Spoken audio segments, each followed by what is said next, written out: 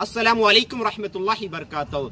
अल्लाह ताला अज़्ज़ व जल ने कुरान शरीफ में एक नहीं, दो नहीं, तीन नहीं, बल्कि तकरीबन 47 टाइम्स ज़कात का जिक्र फरमाया है। ज़कात फर्ज है, इसका इनकार करने वाला काफिर और ना अदा करने वाला फासिक व जहन्नमी है, और अदा करने में बिला अज़र देर करने वाला गुनहगार व मरदूद है।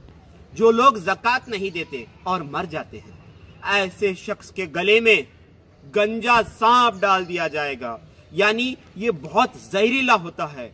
इसके जहर की वजह से इसके सर के बाल तक चले गए। अल्लाहु अकबर।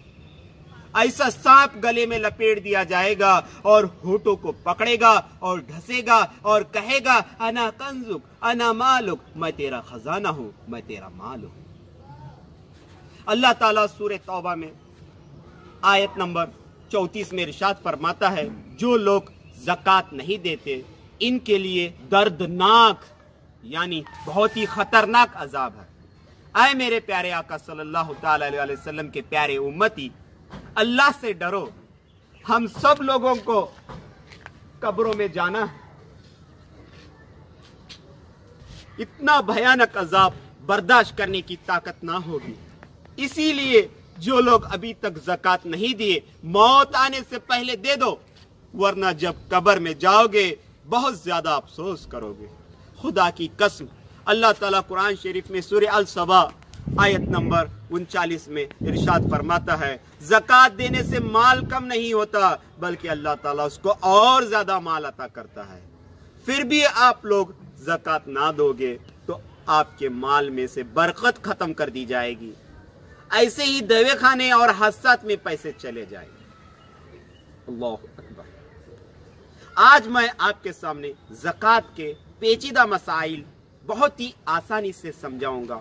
यहाँ पर आप देख सकते हैं मुख्तलिफ किस्म के चार्ट मैंने तैयार किया है आपके आसानी के लिए।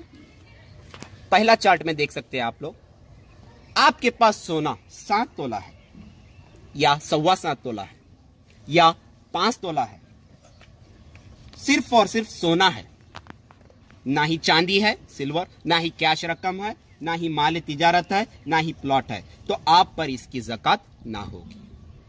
क्योंकि याद रखें, सिर्फ और सिर्फ आपके पास सोना है तो वो 7.5 तोले सोना होना जरूरी है, लेकिन शर्त यह है कि वो आपके पास 1 साल तक बाकी रहे। 7.5 तोला या उससे भी ज्यादा रहा, सिर्फ सोना है तो आप ज़कात देनी होगी, वरना इसकी ज़कात नहीं। मसलन आपके पास 16 रमजान 1440 हिजरी को 3 बजे 7.5 तोले सोना है, फिर 2-3 महीने के बाद वो सोना चला गया आपके पास से, फिर आया, फिर चला गया। अगले साल की 16 रमजान 1441 हिजरी को 3 बजे से पहले मिनिमम 7.5 तोले आपके पास सोना है या इससे भी ज्यादा है तो इसकी ज़कात देनी होगी। हाँ, अगर कम हो गया, 16 रमजान 1441 हिजरी को 3 बजे से 1 मिनट पहले आपके पास 7 तोले हो गया, जो 16 रमजान 1440 में आपके पास 7.5 तोले था, तो यहां कम हो गया तो इसकी ज़कात ना होगी। फिर इसके बाद तो आपको इसकी ज़कात देनी होगी। एक अहम मसला याद रखें कि माँ बाप अपनी बेटी को जहेज में 7 तोले 8 तोले 9 तोले सोना देते हैं, तो साल गुजरने के बाद वो औरत को ही इसकी ज़कात देनी होगी। हाँ, अगर इसके पास पैसे ना हो तो सोना बेचकर ज़कात अदा करनी होगी। या दूसरा तरीका यह है कि वो अपना सोना शोहर की मिल्कियत में दे, यानी शोहर से कहें, मैं आपको ये सोने का मालिक बनाती हूं, फिर शोहर इसकी ज़कात अदा कर सकता है। फिर यहां पर सेकेंड चार्ट आप देख सकते हैं कि आपके पास सोना नहीं है, आपके पास चांदी है 50 तोला या 52 तोला या 1 तोला हो, सिर्फ और सिर्फ चांदी है आपके पास, तो आप इसकी ज़कात नहीं देनी होगी। क्योंकि याद रखें, सिर्फ और सिर्फ आपके पास चांदी है तो वो 52.5 तोला होना जरूरी है, जब भी आप उसकी ज़कात दे सकते हैं। इसी तरह से नेक्स्ट चार्ट देखिए, आपके पास ना ही सोना है, आपके पास ना ही चांदी है, आपके पास कैश है 24,500। ये 52.5 तोले चांदी जो मौजूदा वक्त में चला है रेट 52.5 तोले चांदी की रकम जो आज के हिसाब से 24,500 रुपये बनती है, तो आपके पास इतनी रकम है तो आपको इसकी ज़कात देनी होगी। लेकिन शर्त यह है कि वो हाजत असलिया यानी जरूरियाती जिंदगी, जैसे घर का राशन, घर के अखराजात या किसी को पैसा देना है, ये सब चीजें निकाल कर, इसको हाजत असलिया बोलते हैं, सब चीजें निकाल कर आपके पास 24,500 रुपये बचते हैं तो आप साहिब निसाब हो गलन। आपके पास 16 रमजान को 3 बजे आपके पास 24,500 रुपये थे। बीच में 2-3 महीनों के बाद वो पैसे चले गए, फिर आए, फिर चले गए। फिर अगले साल 16 रमजान 1441 हिजरी को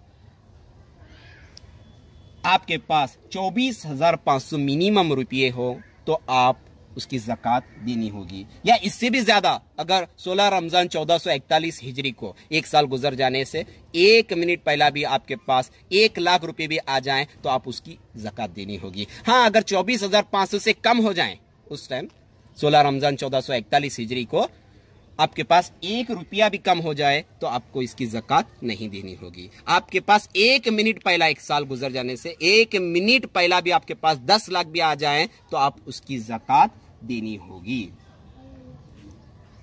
फिर इसी तरह से ज़कात निकालने का तरीका यह है, अब जितनी रकम आपके पास है तो उसको डिवाइडेड बाय 40 तकसीम 40 करें, आपकी ज़कात मिल जाएगी। तो इसी तरह से एक बहुत ही अहम मसला जो बहुत से लोगों को मालूम नहीं रहने की वजह से ज़कात नहीं देते और वो जहन्नुम की तरफ जा रहे हैं। यहां देखिए, बहुत ही अहम मसला है, बहुत सारे लोगों को इस बात का इल्म भी नहीं है। देखिए, अभी तक तो हमने सिर्फ एक ही निसाब देखा था, यहां पर सिर्फ सोना था, 7.5 तोले रहना जरूरी है वरना ज़कात नहीं।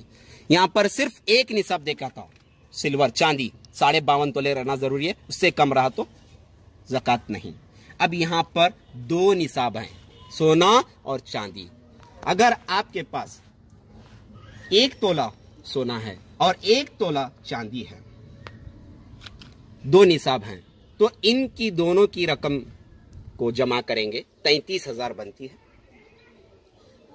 33,000 अब हम देखेंगे साहिब निसाब किसे कहते हैं। यहां पर हमने बताया था साहिब निसाब 24,500 रुपए जिसके पास 52.5 तोले चांदी की रकम है, 24,500 रुपए जिसके पास मौजूद हैं उसे साहिब निसाब कहा जाता है। ये याद रखें, 24,500 रुपए जिसके पास मौजूद हैं उसे साहिब निसाब कहा जाता है। अब हम ये देखेंगे, 1 तोला सोना और 1 तोला चांदी की रकम मिलाने के बाद 33,000 बनती है, तो ये 24,500 से जायद है तो इसकी ज़कात देनी होगी।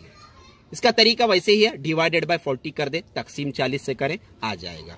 इसी तरह से नेक्स्ट चार्ट में आप देख सकते हैं, 1 तोला आपके पास सोना है और आपके पास कैश 10 रुपये है, 10 रुपये है, तो दोनों को मिलाएंगे तो 32,610 होता है। तो ये 24,500 से जायद है तो आप इसकी ज़कात देनी होगी। फिर इसी तरह से अब नेक्स्ट चार्ट देख सकते हैं, इसमें आपके पास माल तिजारत 1 लाख रुपया, 1 तोला सोना और माल तिजारत 1 लाख रुपया। ये माल तिजारत उसको कहते हैं जो आप चीजें बेचने की घर से खरीदा था। मसलन आपका दुकान है, उसमें माल है, तो साल गुजरने के बाद आपकी दुकान में जो माल है, 1 साल होने के बाद आपकी दुकान में जो माल है उसकी बाजार में कितनी कीमत है हिसाब लगाएं। जितना माल आपकी दुकान में मौजूद है तो फलां ये इस तरह से पूरे चीज़ों को जमा करें, मौजूदा दौर में जो मार्केट में रेट चला है उन सबको जमा करें तो दुकान की माल, उसके बाद फिर इसकी ज़कात निकालें। बहुत सारे लोग अपनी दुकान की माल की ज़कात नहीं देते, अफसोस, ज़कात ज़रूर दीजिए। तो ये माल तिजारत कहा जाता है। फिर इसी तरह से नेक्स्ट हम देख सकते हैं, यहाँ पर अगर हमने एक प्लॉट खरीदा है, यहाँ प्लॉट खरीदा है, 1 तोला सोना है और चांदी कुछ भी नहीं है, रकम कुछ भी नहीं है, माल तिजारत कुछ नहीं है, प्लॉट खरीदा है 1 प्लॉट, तो उसकी कीमत आज सिर्फ और सिर्फ हमने ये नीयत से खरीदा है कि हम बेचने की नीयत से खरीदा है तो ये माल तिजारत में हो जाता है, तो इसकी ज़कात देनी होगी। हाँ, अगर आपने 2 नीयत से खरीदा है, मैं यहाँ पर मकान बनाऊंगा या बेचूंगा, तो आपको ज़कात नहीं देनी है, या आपने सिर्फ मकान बनाना है तो आपको ज़कात नहीं देनी है। याद रखिए, आपने फक्त बेचने की नीयत से खरीदा है तो प्लॉट जो मौजूदा वक्त में जो रकम चल रही है, उसकी वैल्यू चल रही है, उसके हिसाब से आप उसकी ज़कात निकालनी होगी। और अगर आपके पास आपने इस्तेमाल के लिए घर में कार लिया है, 2 कार है, 3 कार है, उसकी ज़कात नहीं है। फ्रिज, वॉशिंग मशीन इस्तेमाल के लिए लिया है, बेचने के लिए नहीं लिया है। यहां तक कि आपके पास मकान है, 3-4 मकान है, तो इसकी भी ज़कात नहीं है। ये सब चीजें आपने इस्तेमाल करने के लिए नीयत से लिया है। जो चीज याद रखिए, अगर सिर्फ और सिर्फ बेचने की नीयत से जो भी खरीदा हो उसकी ज़कात देना होगा। फिर नेक्स्ट चार्ट में देखिए, आपके पास गोल्ड है 2 तोला और सिल्वर 2 तोला और कैश मौजूद है और माल तिजारत है और प्लॉट है। प्लॉट बेचने की नीयत से लिया था, सिर्फ और सिर्फ बेचने की नीयत से।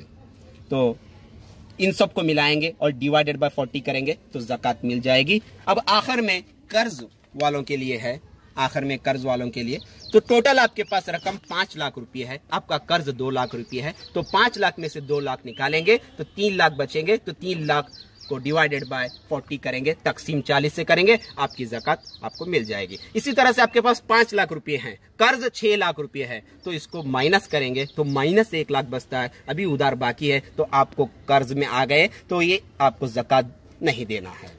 फिर इसी तरह से अगर आपका कोई पैसा लिया है और वो 2-3 साल से दे ही नहीं रहा, जब वो पैसा देगा इसकी ज़कात निकालनी होगी। जब तक वो ना देगा जब तक आपको ज़कात वाजिब नहीं है। मसलन आपने किसी को 2 लाख रुपये दिए हैं, अगर वो 3 साल के बाद आपके 2 लाख रुपये देता है तो आपको 3 साल की ज़कात देनी होगी। या किस्त देता है 20,000, 50,000, 40,000, इस तरह से देता है आपका उधार, तो वो पैसे अपने माल में जमा करें, फिर उसकी ज़कात निकालें।